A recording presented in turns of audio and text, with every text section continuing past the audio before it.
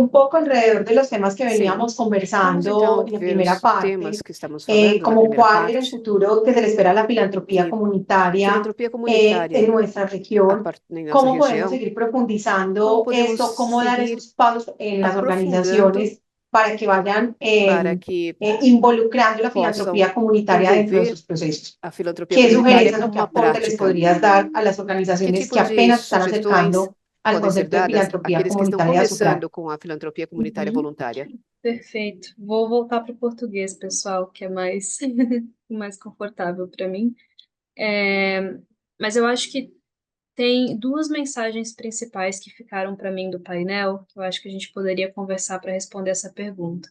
A primeira é com relação à diversidade das filantropias comunitárias, né? Então, acho que a primeira coisa é compreender onde a nossa prática se encaixa nesse ecossistema da filantropia, né? No ecossistema da filantropia comunitária como um todo. Como a gente se enxerga, como a gente gostaria de se posicionar diante disso tudo, que práticas a gente gostaria de fomentar. E eu acho que a segunda coisa é com relação às dinâmicas de poder do setor filantrópico, que são bastante desafiadoras, que são dinâmicas estruturais e que a filantropia comunitária se propõe a desafiar, a subverter de alguma forma, né? Trazendo poder para as comunidades, mudando a nossa forma de fazer, de pensar sobre filantropia. E eu acho que também essa discussão é importante para quem está começando a se enxergar nesse mundo da filantropia comunitária. O que que ressoa nesse sentido e que práticas de alternância de poder, de redistribuição de poder a gente quer fomentar nas nossas organizações. E quando eu penso no futuro da filantropia como um todo, né, para a nossa região, eu penso numa filantropia em que as comunidades estejam verdadeiramente no centro, em que elas estejam verdadeiramente protagonizando a filantropia, definindo agendas, definindo formas de fazer, desafiando as formas tradicionais, as formas das elites, fortalecendo a democracia, que elas tenham mais recursos, que os movimentos, que as organizações sociais consigam sustentar o seu trabalho no longo prazo, que elas consigam ter influência política também para definir essas agendas, essas pautas.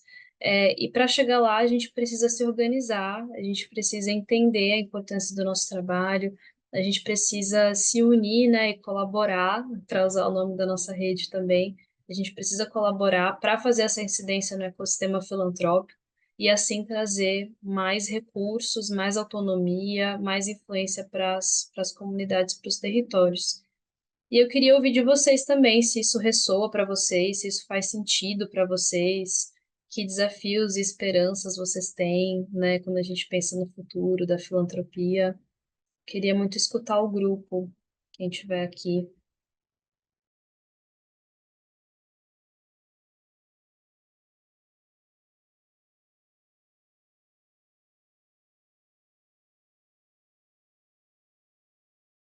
Então, se alguém tem alguma dúvida, alguma questão, passamos a palavra. E que aproveitem a presença da Yasmin, façam perguntas. Seguramente ela tem um amplo conhecimento para compartilhar conosco a partir da rede como a. Olá, bom dia, seja bem-vinda. Obrigada. Meu nome é Nubia Hernandes, eu estou em Medellín, na Colômbia. Aqui, o modelo de filantropia é algo novo para nós. Éramos uma fundação que promovia o trabalho solidário e passamos, então, mudamos o nosso enfoque para a filantropia comunitária. Temos muitos desafios, porque quando se identifica com uma organização que lida com recursos financeiros, as organizações de base, os movimentos coletivos, buscam esse tipo de segmento, correto? E que tem que ser analisado desde um ponto de vista financeiro e que tenham acesso a uma plataforma que melhore as suas habilidades como organização, como movimento. Então, nosso desafio ha sido sempre de que maneira angariar mais recursos para poder atender aos necessitados de diversos aspectos.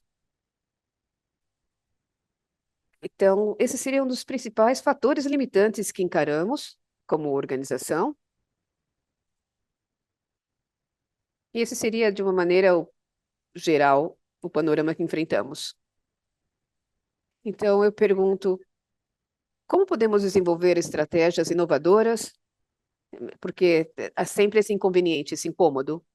Obrigada, Núbia. Eu acho que esse é o principal desafio de todas as fundações comunitárias que eu conheço, pelo menos, como assegurar mais recursos e recursos que sejam flexíveis, que durem, né, para a organização, recursos que verdadeiramente fomentem não só os projetos pontuais das organizações, mas também o seu desenvolvimento institucional a longo prazo, né? Dentro da rede como a gente tem uma diversidade de experiências de captação de recursos. Eu acho que muitas fundações territoriais que têm uma característica parecida com a sua focam em recursos diversos dentro da própria região. Então, com investimento social privado, com as pessoas, com as fundações familiares, enfim, que trabalham na região, e fazendo também uma estratégia de cofinanciamento, em que os recursos não sejam destinados a um projeto pontual específico, mas que sejam destinados para a organização como um todo e para o seu fortalecimento institucional. Então, alinhar as práticas de monitoramento e avaliação, as práticas de captação de recursos com esses objetivos mais macro e de longo prazo, podem ajudar nessa sustentabilidade também e assegurar mais recursos. Tem também uma via que é muito comum, né, nas fundações comunitárias, que é captar internacionalmente. Eu não sei como é a situação na Colômbia, mas no Brasil, a captação com a filantropia nacional para essas causas é mais difícil do que com a filantropia internacional. Então, o que acontece muito aqui no Brasil é que as fundações comunitárias se unem em redes, como a Rede Como A, para terem mais visibilidade, para conseguirem chegar a financiadores internacionais, a cooperação internacional, por exemplo. Então, essa é uma prática que a gente tem visto bastante aqui no Brasil. Tem um exemplo dentro da rede muito bacana, que é da Aliança Territorial.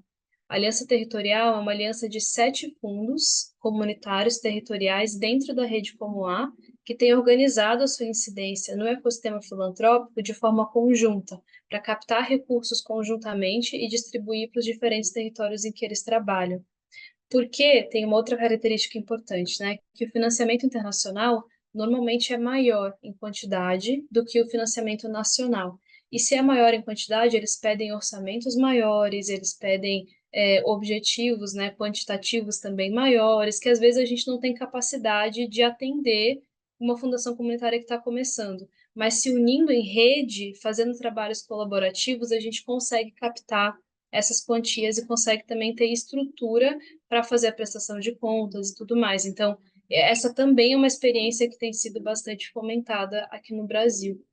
E aí, para além disso, tem fundações comunitárias que buscam outras formas de captar que se relacionam mais com o empreendedorismo social, com o microempreendedorismo. Por exemplo, a Fundação Taboa, aqui no Brasil, no sul da Bahia, utiliza bastante desses recursos, né? Então, tem muitas formas de fazer, todas elas dão trabalho, todas elas exigem um trabalho de relacionamento, de construção gradual, né, para conseguir captar de forma sustentável, mas todas elas têm dado frutos, né, aqui no Brasil, pelo menos, de uma forma ou de outra. Isso também mostra a importância da gente incidir no ecossistema filantrópico internacional, mostrando a importância de doar para as fundações comunitárias locais, se posicionando como mecanismos eficientes e importantes para fazer o recurso chegar nas bases, porque infelizmente ainda existem poucos financiadores que estão olhando para isso. E faz parte do nosso trabalho também incidir para a gente mobilizar e sensibilizar novos financiadores, né? Para que a gente consiga assegurar o nosso trabalho aí no longo prazo. Mas eu concordo que é um super desafio, acho que para todo mundo que está aqui. Inclusive, se alguém tiver mais experiências aí, inspirações para compartilhar, acho que são muito bem-vindas.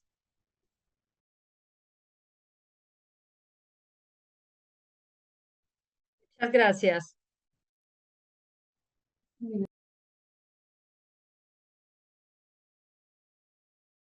Núbia, muito obrigado por sua intervenção. Qual é o nome da sua entidade? Conemos. Nosso, estamos atuando em Medellín. Obrigada. Alguém mais? Alguém mais gostaria de dizer algo? Que dessa maneira possamos ampliar o nosso conhecimento nesse aspecto de filantropia? Ou podemos também abrir o leque de perguntas?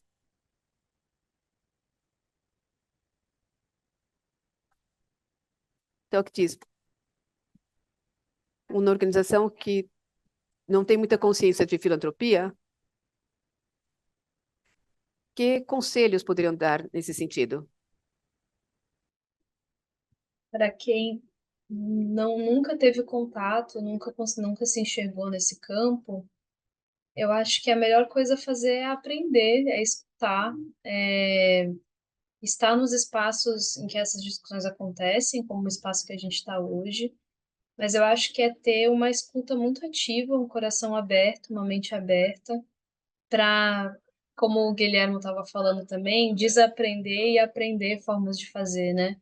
A filantropia comunitária se propõe a repensar muitas coisas, muitas práticas, muitas relações de poder dentro do campo, coisas que são complexas e desafiadoras para a gente enfrentar, para a gente repensar, para a gente reaprender, enfim. Então, eu acho que esse caminho do aprendizado, quem se propõe de fato a começar a praticar a filantropia comunitária é muito importante. A escuta, o intercâmbio com organizações que já fazem isso, e aí aos poucos entender como isso se encaixa no dia a dia da sua organização, nas possibilidades que você tem disponível, entendendo que é um aprendizado constante, né? Que a gente não vai, de repente, se tornar uma fundação comunitária ou integrar todas essas práticas da filantropia comunitária, que é um progresso, né? E que a gente vai aprendendo em conjunto.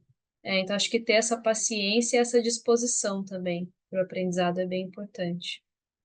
E eu diria que também acho que começar a nutrir uma autorreflexão dentro da organização, do lugar que a gente está e o lugar que a gente gostaria de chegar.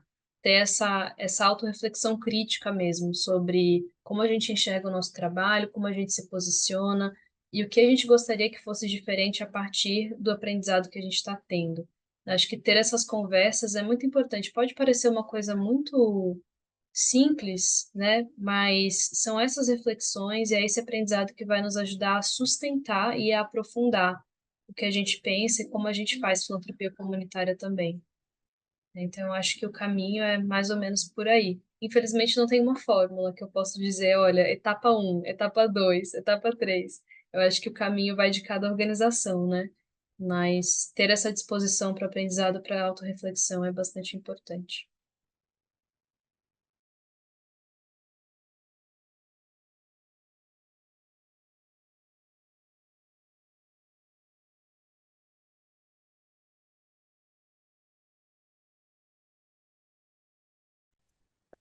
Jasmine, sabemos que existem tipos de organizações, algumas na Colômbia,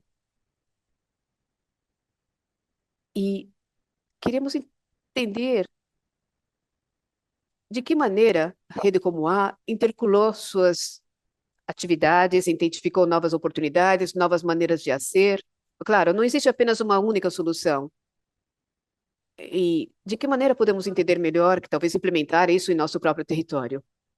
Lógico, levando em consideração que cada um ajustou a seu contexto para criar oportunidades de, de implementar.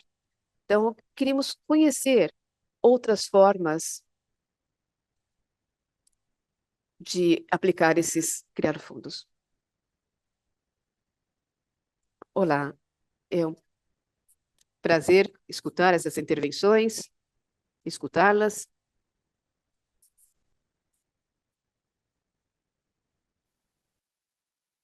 Nós estávamos nesse processo que a Yasmin mencionava, o desafio nosso é nós mantermos nesse contexto complexo, porque como fundação comunitária, nós somos a única no Uruguai. E eu estava ouvindo sobre redes, parcerias, como elas são necessárias, e precisamos ter um processo de expansão para fazer parte de redes que nem tanto internacionais, mas regionais, que nos permitam nos fortalecermos, ter maior captação de recursos em outras escalas. Então, acho importante saber parar, refletir, ouvir os outros e ficar com os ouvidos bem abertos. Nós estamos chegando de uma experiência muito linda, estamos trabalhando com a IAF e Fundo Global para organizações comunitárias. E entramos num processo, numa convocatória para adaptar a metodologia dos círculos de dar. E quando conhecemos isso, nós pensamos, mas isso não se encaixa muito no nosso território, porque as organizações se sustentam com a contribuição dos voluntários, que é permanente, e também a base de eventos de arrecadação. Então, a gente pensou, não consigo imaginar uma organização que não tenha doadores individuais. Então a gente pensou, bom, temos que nos abrir para essa possibilidade, temos que capitalizar, mas no modo, do jeito uruguaio. Então, pensamos, qual é a principal fraqueza, ou uma das principais fraquezas das organizações que tem a ver com a participação de jovens? E uns dias atrás, fomos até centros educacionais, um deles em particular, essa experiência está começando, e levamos a metodologia dos círculos de dar para entrar em contato ou colocar em contato jovens com organizações locais e eles se inscrevam como voluntários. E ficamos encantados com a experiência, porque muitos deles se inscreveram, que talvez nem sabiam como chegar perto de uma organização, não sabiam o que elas faziam. Tivemos cuidado para que as organizações pensassem em um dia específico de voluntariado, porque para os jovens é difícil pensar nisso de se juntar a uma organização que tem suas tradições, outros formatos de atuação. E a gente ficou muito empolgado com a experiência e queremos replicá-la. Então, queremos ter consciência de que cada território é único, que os doadores têm agendas, ferramentas que eles querem promover e que, sem desconhecer os interesses da organização e do território, nós temos que estar abertos e ver como se adaptar a outras metodologias e trazê-las para o território como uma solução. Mas sempre estamos no processo de ouvir e de tentar crescer, nos expandir, sempre cuidando muito da equipe e do voluntariado. A Geocolônia é uma organização que trabalha no território muito pequeno, no Uruguai. A maioria de nós somos voluntários e precisamos cuidar desse capital social e cultural que nos caracteriza.